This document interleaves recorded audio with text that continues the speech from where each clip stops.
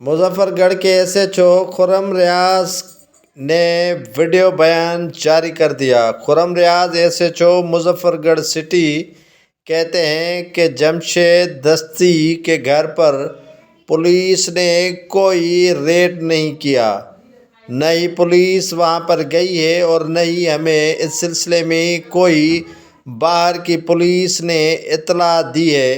جو بھی انہوں نے ویڈیو بیان جاری کیا ہے سوشل میڈیا پر، ان میں کوئی صداقت نہیں۔ 2 دن پہلے ان کی بیگم نے کاغذات نامزدگی آر او آفس مظفر گڑھ میں جمع کروائے ہیں۔ ان پر کوئی تشدد نہیں کیا گیا اور نہ ہی ان سے کوئی زیادتی کی گئی ہے۔ یہ الزامات بے بنیاد اور جھوٹ پر مبنی ہیں اور ان کے گھر پر پولیس نے کوئی چھاپا یا ریڈ نہیں مارا۔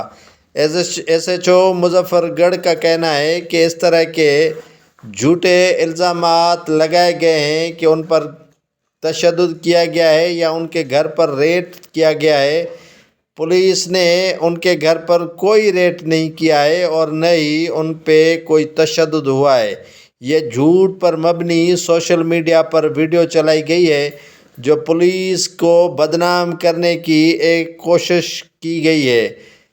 پولیس نے نہ تو مظفر گڑھ میں جمشید دستی کے گھر پر چھاپا مارا ہے اور نہ ہی انہیں تنگ کرنے کی کوئی کوشش کی گئی ہے۔